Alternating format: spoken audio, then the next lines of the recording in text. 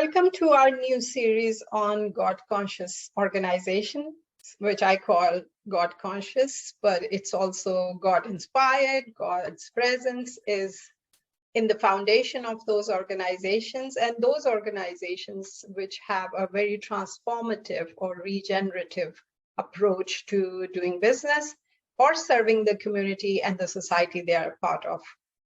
And why we are doing this? Because with my colleague here, who is the assistant professor at Mary's University. I'm sorry. Thank you. Professor Alejandro Canades, and we've been working together for some time. He's also the director of Center for Integral Ecology, Economics and Management. And we have been collaborating on this, and Alejandro and I have been talking about doing something similar around the Islamic social finance and economy and the Catholic social teachings, and also other faiths and the indigenous culture and spirituality as well.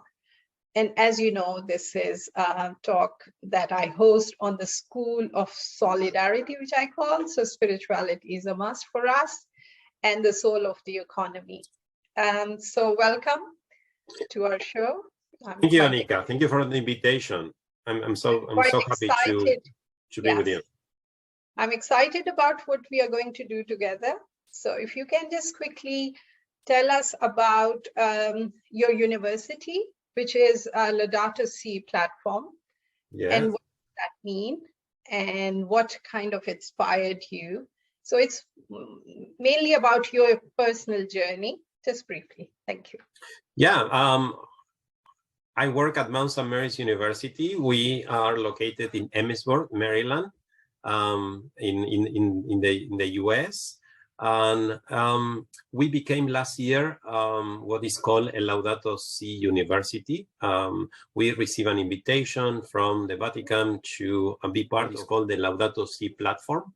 And that is has been inspired by a letter, encyclical letter that Pope Francis wrote in 2015, talking about the importance of our relationships as human beings. And of course, there is a very important relationship, not only human beings, but between our Creator and how we reorder what is important in our relationships. If we remember that we have been created, there is a God, and that God has given us life and everything around us, how we relate with God in a way that make our brotherhood and sisterhood among us more.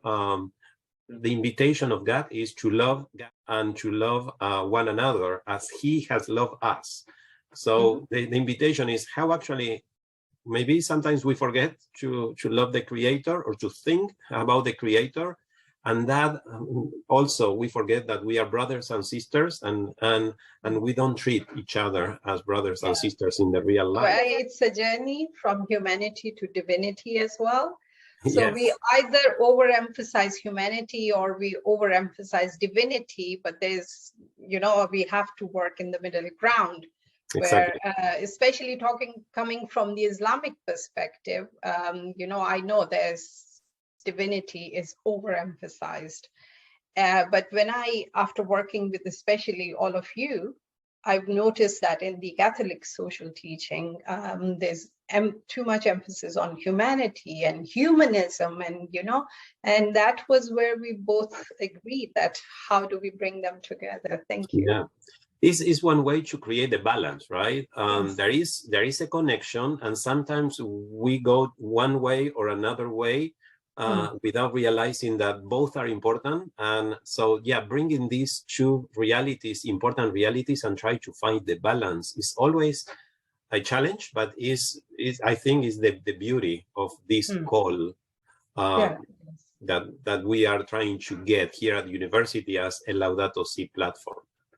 Brilliant. Thank you so much. You're doing important work. And I just love this, that, there is a university. I remember in Assisi as well, that when we were there together, and I kept on saying that, economy, theology and philosophy people are saying it in the same breath, and am I in heaven? It was like we have to work with all of them, especially when we talk about social economy and the being God conscious and presence of God or God inspired. So there are a lot of organizations around the world who are doing brilliant work, and they are the prime examples. Not there are many, but there are some.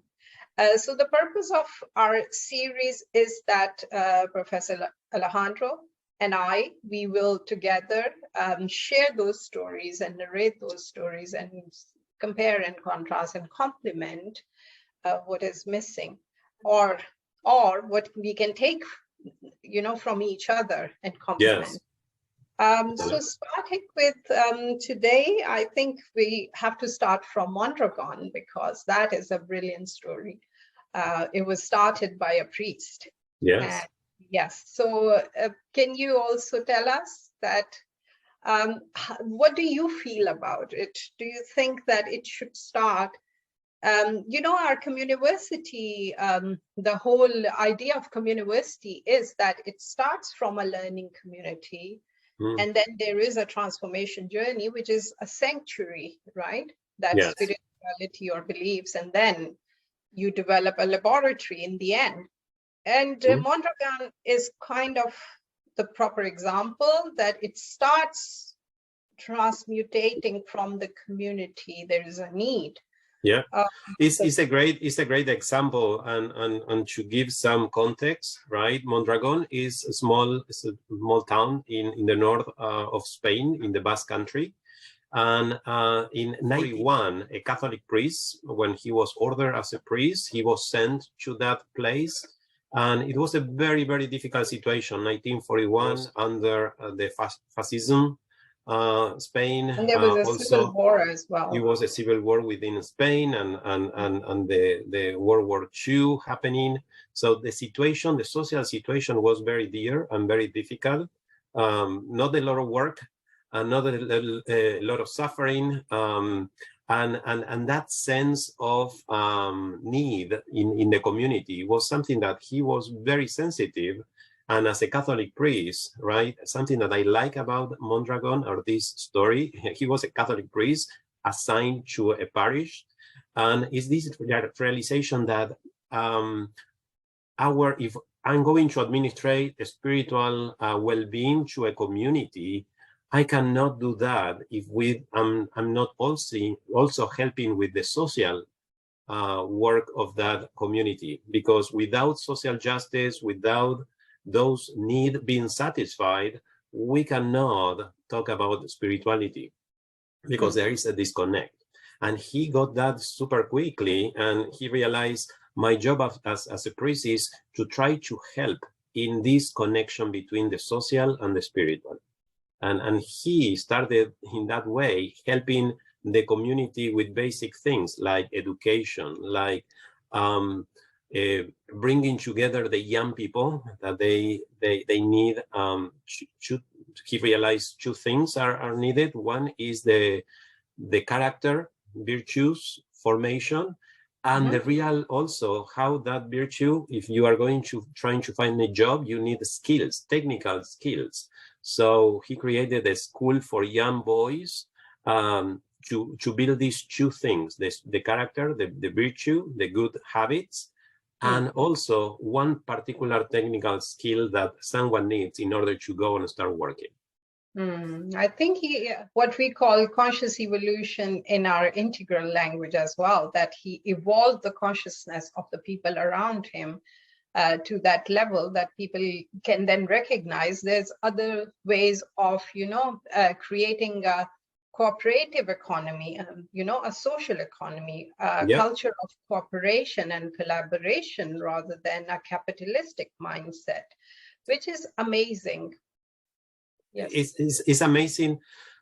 I want to go back to your point before of this reorganizing, balancing.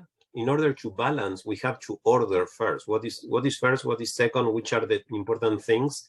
And he had that interesting and I think a gift of that vision of realizing that we need a balance. And that balance include our connection with, yes, I need to work, but my work is not is not disassociated with my life in my family. So if I work well and I can also take care of my family, and we are all doing well in the family, I'm going to work better if I if I have a good work, but I have this connection in the family, or I don't have to go to the family. So he started realizing that not only we have to create jobs, but jobs are not a source of pain that we have to go in order to get some money, but it has to be a source of realization as a human realization. Yeah, human dignity as well. He's using, as a Catholic priest, he has the values, and the most important, one of the most important values is human dignity through work, and how that human dignity can bring flourishing for your first community, which is your family. And if you can do that for one family and more than one family, you are doing that for the small community in which you are creating that work. Yeah, and then solidarity. The second value was solidarity. Solidarity goes, community. Yes. Yeah, which is the most important aspect. Yes. But with the focus of the human person, right? The humanities first. Usually in our business or in our capitalist business thinking is like, oh, capital is the most important thing in economics. But he changed that. He says capital is not. Capital is an instrument. The most important thing is the human person. If we first take care of the human person and we realize that capital is an instrument to help the human person flourish individually, in community, and in the whole society. So as you said, those values so rather than the distractive economy, it's the cooperative economy, that people have to cooperate to build that economy. Exactly, right? Because when we reorganize what is important with these values, as you mentioned, is the human person, the human dignity, the value of the work, the solidarity, and then how all these values are connected in that particular, he created what is called the Mondragon system, which is a system of cooperatives that the human person is the most important, the essence of this economic model, and everything goes through that centerpiece, using these values and practical common sense, which is very interesting. So human relations, and then it's participatory as well, that everybody has to participate. Yes. Which is brilliant model.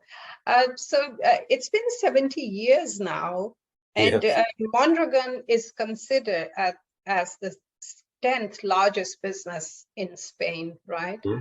But do you think that they have been able to sustain that culture of cooperation, especially coming from these the Catholic social teaching, like the spirit, the essence, still intact?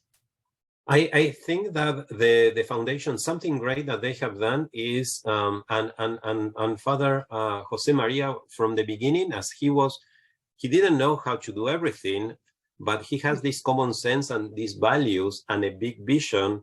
And something that I love of his personality was that he said, I have to do research. I need to do research, how these things work, how we can make this happen. Because great ideas that they are not applicable, they are not good ideas. So I have great ideas, but I want to make it practical. And in order to do this, his idea was research, read and research. And that philosophy, I think, has gone through the Mondragon ideal, because they have a university and many research centers that what they have been doing is based on this foundation and the principles that he brought. They try to be faithful to the principles, because they realize that even they don't say they are not a Catholic organization, but they realize that those Catholic principles virtues. are universal. Yes. And they are used for the whole community. And actually, something that sometimes we Catholics forget is the idea of Catholic is universal, right? Which are those universal principles that we want to live in our life, but because they are universal, we can offer to other people that maybe they are not Catholics because they are universal, like love everyone as your God has loved you. Right? That is not something for a group of people. That is something, an invitation to every human person to love their brothers and sisters, right? So like all those that you mentioned, solidarity, dignity, the human dignity, the common good, keeping relationships, participating, and you mentioned that, we didn't talk about what that means, the participation of the worker in the ownerships, of that is what makes this an amazing cooperative. Those are based on the solidarity of this the whole model, right? Yeah. So they have a university, they have a bank as well.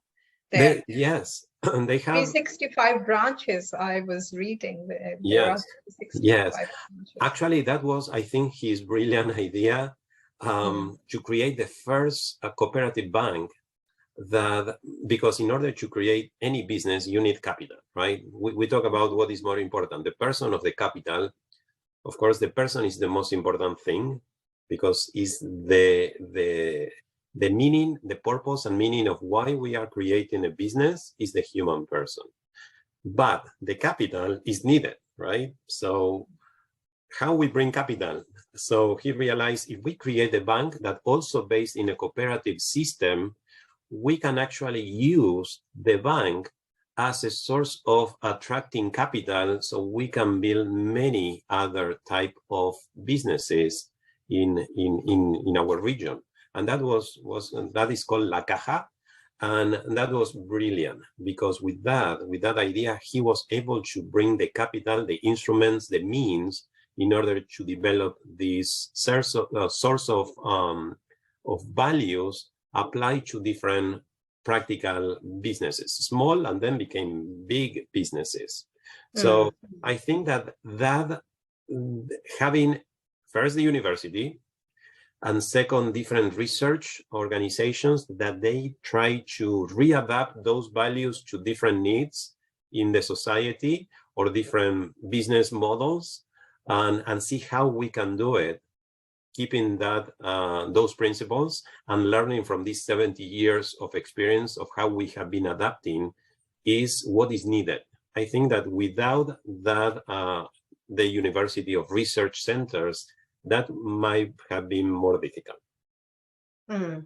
But to my question, you said that maybe it's not in their consciousness anymore that they are Catholics. Do you think that spirit dies down?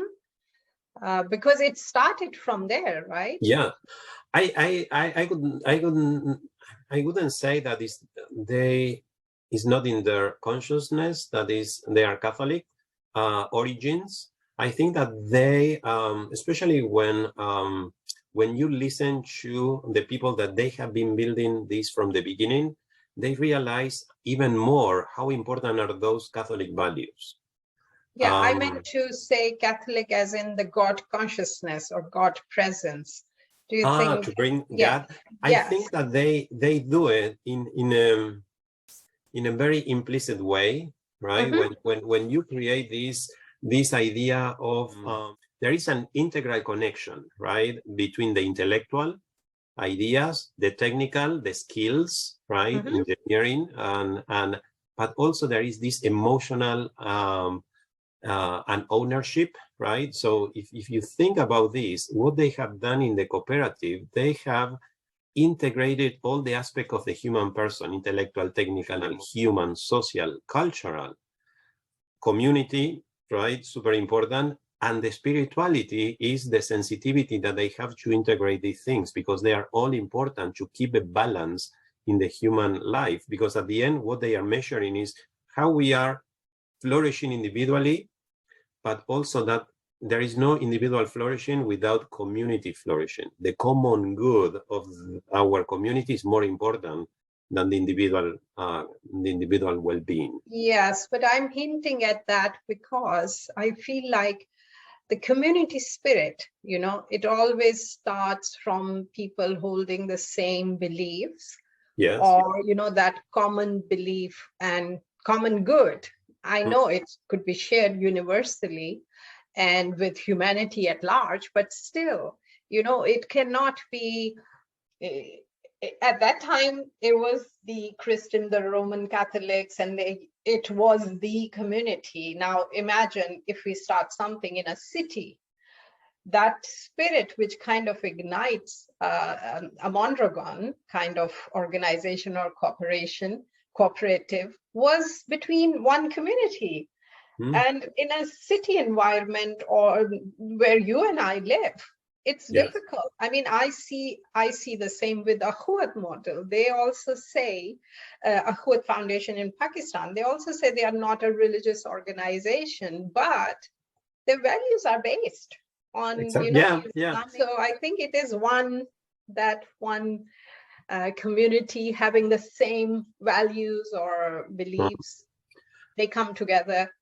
I've seen that often. Yes, there is an interesting situation, right? The problem is that still a lot of people think that the spiritual part is disassociated with the work and the economy, and that is the right, has been, especially from our modern society, right? Keep your faith in church for Friday, Saturday, or Sundays, depending which is your faith tradition, or, right, and then work the other part of the week. That is that mentality, the modern mentality, that brings the disconnection of the aspect of the human person. So I'm with you. I think that any organization that like Mondragon, if they want to keep flourishing for any other 70 years, they should be very, very clear about those universal values that they brought the realization of this organization from the beginning, and keep it clear and try to go back and avoid the temptation of saying, oh, that is spiritual, let us forget about that, that is not important anymore. If you do that and you water the principles that make this happen, the sustainability, I think, that is what very sure is going to go down in the future. Yeah, it's been replaced by sustainability, which is still, we believe, is in human control, but, you know. That even happened to our Catholic university or Christian universities, or whatever is the denomination of the university in which we work. If we forget the origins and the values on which we built our universities, the university is not, we don't have that foundation anymore. Yeah, paying just lip service to the cause. Yeah. Yes. Okay, brilliant. I think we should just keep it simple for now. Maybe just before we finish this session today, I just forgot, we didn't mention what is a cooperative, because you and I know, many others would know, some wouldn't even know. Like, say, for example, I know for a fact that the idea of the cooperative as a Mondragon and other cooperatives is very alien to the Islamic culture or the Muslim or even Pakistani origins, because I haven't seen many cooperatives. You know, it doesn't start from that kind of, you know, the same foundation that we are talking about. So maybe you can just quickly explain what is a cooperative and how it's distinctive. Yes. And a social even in the US, usually when we think about cooperatives, there are this idea that, for example, the credit union is a type of cooperative here, but is from the point of view of the consumer.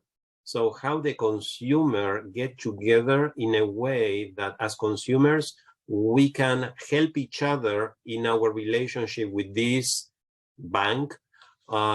So because we live in this area or we work in this particular industry, we can have financial services that can help us, right, in a particular way. So because it's a cooperative, right, we have these advantages. The advantages for the consumer.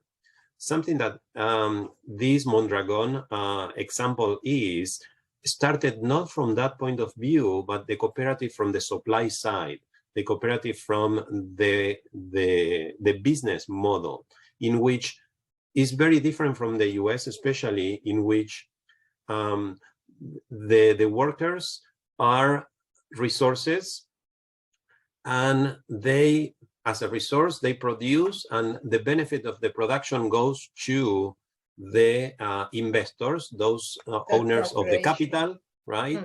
This type of cooperative breaks that ideal, and the company, the organization that you create, the owners are the employees. So the human beings that they are working, the workers, are the owners, and also are the ones that they are putting their effort to make this happen.